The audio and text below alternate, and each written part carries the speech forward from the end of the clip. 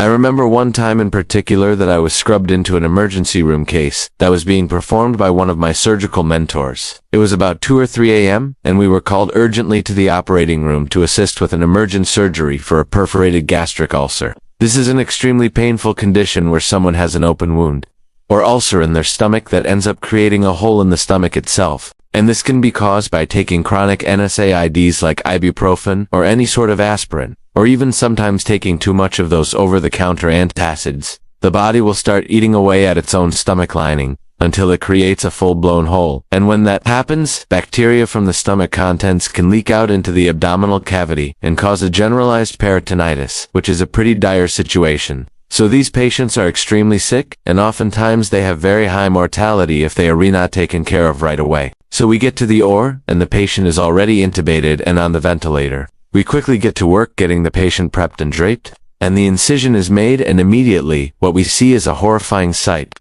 This patient has a huge perforation in his stomach that is actively bleeding, and it looks like someone took a blender and blended the entire stomach contents. It's just a liquidy mess everywhere, and there are parts of the small bowel that are also starting to get involved. After a few hours of debriding the abdomen and cleaning it out as best as possible, my mentor decides he wants to take down the entire stomach, because it's clear that the perforated area is not going to be able to be repaired without a lot of difficulty. This means that we'll end up spending a lot of extra time in the operating room. But most importantly, if we take the whole stomach down, we can look at the entire length of the small bowel, which is about 20 feet of tubing, and make sure that there are no other areas of injury that we might miss. So we start cutting away at the stomach, and this process takes longer than expected. Well, during this time, the anesthesiologist who's been monitoring the patient's blood pressure and heart rate notices that the patient's heart rate has been steadily increasing over the last 30 minutes, and he is now tachycardic. He tells us that he thinks the patient might be having some sort of reaction to the anesthesia, and usually when this happens, the only thing that we can think of is that the patient is reacting to some sort of pain stimulus that we are inadequately blocking. So I look over at the monitor, and I notice that the patient's eyes are open, and he's actually looking around the operating room. At this point, he's been under general anesthesia, meaning that his eyes should be closed. He shouldn't be moving, and he definitely shouldn't be awake. What I do next probably shows how green and naive I was as a surgical resident. Instead of first asking the anesthesiologist what the patient's pain is, or where exactly it is coming from, I get up on my stool next to the patient and I tell him in a very loud voice, "Hey man, I know you're scared, but I need you to close your eyes and go back to sleep." Obviously, this did not go over well. The patient started screaming at the top of his lungs and saying, "What are you doing? Why am I wide awake?" Immediately, the anesthesiologist jumps in and tells me what I should have known all along, which is that the patient's mask had come off, and he was never intubated in the first place. Can you imagine how embarrassed I was at this point? Here I am, a fully trained and competent physician, and I didn't even realize that my patient wasn't asleep.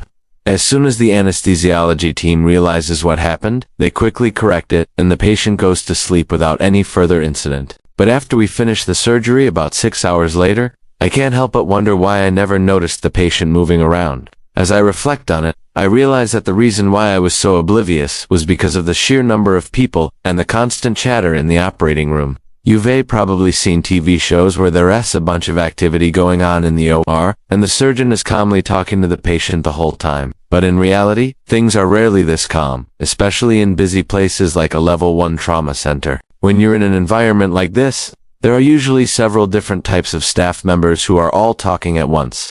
There are residents and fellows who are rotating through the various specialties, attendings who are running from one case to another, circulating nurses who are getting supplies ready, anesthesiologists and CRNAs who are monitoring the patient's vitals, techs who are handing off instruments, and that's just the tip of the iceberg. If you've ever been in an OR, let me know down below in the comments if I missed any. Usually when surgeons are performing operations, they'll talk to the patient the whole time to provide reassurance. However, this isn't always possible, especially in emergent cases.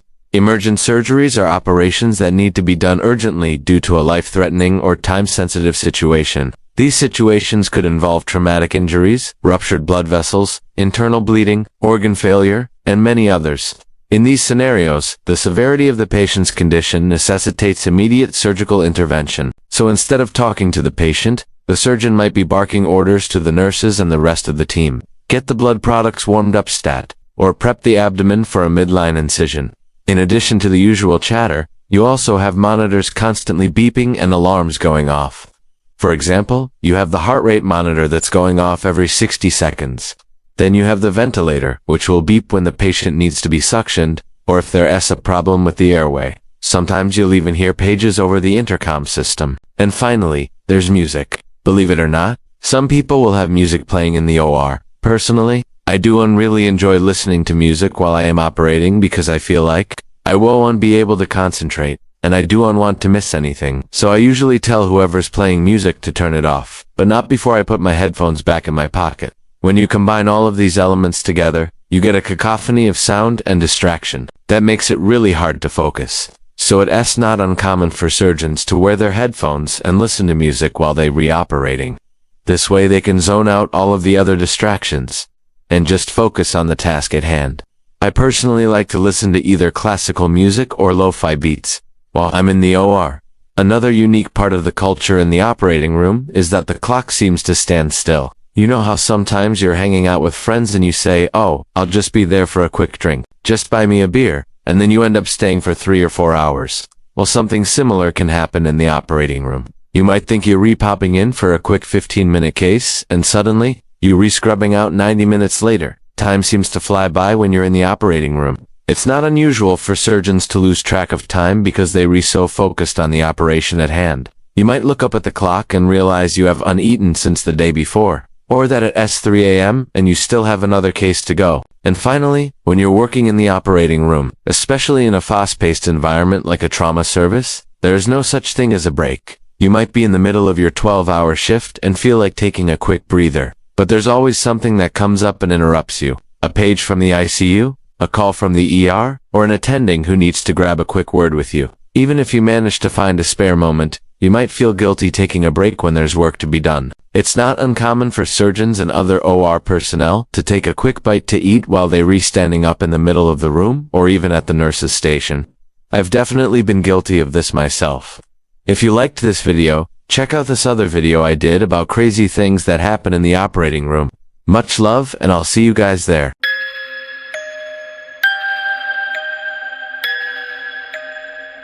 It was during one of my darkest hours that I saw the face. No, not in the mirror, but in the bathroom. You'll probably assume that this is another story about an ugly old hag staring at her reflection in the glass and despising what she sees. But it's not, at least not entirely. I do have a good reason to be ashamed of myself, but there's more to it than that. Before I tell you about the face, I need to give you some background. My name is Clara, I'm 28 years old and I live with my fiancé. We met online a couple of years ago and instantly clicked. Well, we did, after we stopped insulting each other over our opposing political views. He proposed 3 months after we first met. I said yes, but now I'm beginning to regret it. It's not because he isn't a good guy. He is. It's because I haven't been honest with him about my looks. And my looks are the reason why I hate going out and going to parties, and pretty much everything that involves being around other people. When I was 16, I had a horrible car accident. Both my parents died and I ended up in a coma for 2 months. When I finally woke up, the doctors told me that I had some nerve damage, and nerve damage alone can cause facial paralysis. So the right side of my face was totally paralyzed. Of course, I was devastated. The doctors did everything they could, but nothing helped. So I spent the next year just seeing different doctors and trying different treatments. It didn't help that my classmates started making fun of me. Some said that I looked like I had a stroke. Others said that I looked like I was born that way, and yeah, it hurt. But eventually I found a surgeon who promised that he could help me. He wanted to reconstruct my face using skin from my left thigh. It would mean that I would have a limp because the muscle mass wouldn't be the same, but I didn't care. I would do anything to look normal. So when I turned 17, I underwent surgery and it worked. I got my full range of motion back and nobody could tell that I had reconstructive surgery. But then something even worse happened. The media picked up the story and before I knew it, I was interviewed by TV stations all over the country. To make things worse, I didn't get to choose which media outlet got to interview me. My father was very protective of me. If he were still alive, he would have kept everything quiet. But since he died, all bets were off. One moment I was having lunch in the cafeteria with my mom and friends, laughing and joking like any other teenager, and the next, I was sitting in front of a camera crew answering questions like how does it feel to be the girl with half a face? Do you want to be fixed? What are your plans for the future? They asked me so many stupid questions, but I was too scared to say no or to walk away. Then, it happened. One of the cameramen zoomed in on my thigh, on the spot where they took the skin from, and I panicked. I pushed the camera away and started screaming and crying, and made a total fool of myself. That's how the whole country got to see me for the first time. A terrified girl freaking out while the camera zooms in on her paralyzed thigh. The news spread like wildfire. People called me the girl with the robotic leg. Others said that I looked like a freak. A popular blogger even made a Photoshop picture of me with one of those masks that people wear at a horror house, and wrote a creepypasta story about me. I was mortified. I felt violated, and I couldn't believe that people were so insensitive. I tried telling them about my paralysis and how I needed the surgery, but nobody cared. They all thought it was funny. And here's the worst part. After my story went viral, I became somewhat of a celebrity. I was invited to talk shows, I did interviews, I gave speeches at conferences. All of it was about me and my face. And I hated it. As you might have already guessed, I developed severe social anxiety disorder. Going outside is torture, and staying inside is the only thing that makes me feel safe. Which brings us to today. My fiancé has no idea about what happened to me. I lied to him and told him that I had facial paralysis as a child, but that I overcame it. I never told him that the whole country knows about it and that I was forced into the public eye. That's why I prefer staying home, because if someone recognizes me, I'll panic and I won't be able to control myself. I know it's silly, but I'm too afraid to go to the doctor and get help. Last week, my fiancé convinced me to go to a party with him and his friends. I agreed, but I made him promise that he would leave if I started freaking out. I put on my favorite dress and a little makeup and waited for James. He came to pick me up after half an hour, and I took a deep breath and forced myself to smile. He complimented me and said that I looked beautiful. Then we drove to his parents' house where the party was. I greeted his family and a few of his friends, and then I saw her. She stood across the room smiling and waving at everyone, and my blood ran cold. It was the girl who played the part of the interviewer in my interview. How was that possible? Did she live in the same city as me? Had she come to the party on purpose to find me? I panicked and stepped backwards. I tripped over the rug and fell on the floor. Everyone stared at me, and I could feel my heart beating faster and faster until James knelt beside me and helped me up. He whispered in my ear, "Let's go." I nodded, and we left. We got to our car, and I started crying. What if she tells everyone? What if they make fun of me? What if they call me the girl with the robotic leg? James held me and told me that everything was going to be okay, but I could tell that he was as scared as I was. He didn't understand why I was freaking out, but he knew that I needed help. Then we went to a restaurant nearby and sat down at a table. I forced myself to eat a few fries and calm down. I knew that I couldn't stay inside forever, but I also couldn't risk anyone finding out about my face. And then I saw her walking towards us. Her and her husband. I froze. Should I hide my face behind the menu? Should I run away? What should I do? She sat down at the table next to ours, and I peeked at her. She was looking at her phone. Maybe she hadn't recognized me. Maybe everything was going to be fine. Then she looked up, and she smiled. I screamed and hid my face in my hands. She recognized me. "Hi," she said. "Do you remember me? We met at the party." I shook my head and looked down. "Well, it was nice seeing you again. It really was." And she walked away. I exhaled a shaky breath. Maybe she wouldn't tell anyone. Maybe this nightmare was finally over. But then she sat down at the table and leaned towards me. "You don't recognize me, do you?" I shook my head. "It's me from the interview." I finally looked up. Oh, hello. You really don't remember me, huh? I'm sorry. Don't be sorry. I understand, but there's something I want to ask you. What is it? Can I take a selfie with you?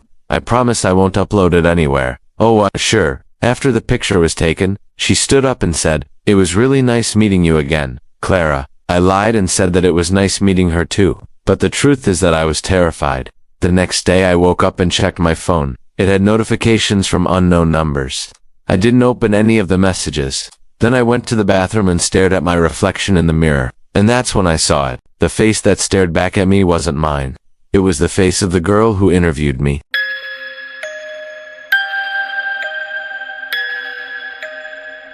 Summer 2004, Memphis, Tennessee. A young woman named Holly Bobo vanishes without a trace after leaving her home to go jogging. She's not the only one who disappears that year. Within months, 4 other women are missing from around the area. Could these cases be linked? And what really happened to Holly Bobo? On June 2004, Holly Bobo left her house in Millington, Tennessee, to go for a run. She was only gone for about an hour. She regularly went out running. It wasn't unusual, but when she didn't come back after an hour, it already started to get weird. Her family called the police, but they said there was no need to report her missing yet, because she had probably just gotten distracted while running. And sure enough, a few hours later, she turned up at her friend Nicole's house. She told Nicole that she'd got lost while running, but that everything was fine. She then went home and went to bed. No one thought much of it, but the next morning, Holly didn't show up for work. That was strange. Holly loved her job as a dental hygienist. She never missed work. Her mom was so worried that she drove past Holly's house to see if she was there, but she wasn't. Her car was parked outside though, and her front door was unlocked. This made no sense at all. The police were called again, and this time they started searching for Holly. They found nothing. They couldn't find any sign of her anywhere. As days turned into weeks and weeks turned into months, the police grew more and more baffled. Holly had disappeared without a trace. Her bank accounts hadn't been touched. She'd left behind her cell phone, her keys, and her purse. It was like she'd vanished into thin air. Was she kidnapped? Did she run away? Or was something else sinister going on? And then something really bizarre happened. Another woman disappeared in the area. Like Holly, this woman was last seen wearing running clothes. The police started to wonder if the two cases were connected. They even started looking into other missing persons cases to see if they could find a pattern. What they found was 5 missing women between August 2003 and May 2004. Let's rewind a bit. On August 2003, a 20-year-old nursing student called Stephanie Seratops went out for a run but never came back. Then on September 28, 2003, a 30-year-old teacher called April Porterfield vanished after going for a walk. On January 13, 2004, a 25-year-old waitress called Laura Ackerson went for a run and never returned home. And on April 27, 2004, a 28-year-old teacher called Tara Dixon didn't turn up for work and was later reported missing. All of these women had been missing for months, with no trace of them being found. And now Holly was missing too. The police could see similarities between the cases, but they couldn't see anything that would link them. But there was one key similarity. All of the women had been missing since the beginning of their respective cases. None of them had ever been found. The police knew they were dealing with a predator. He must have struck again and again. But why? What was he doing to these women, and where was he hiding them? More worryingly, what did he look like, and could he strike again? It was clear that this guy was dangerous. He had taken the lives of these women. The question is, how did he do it?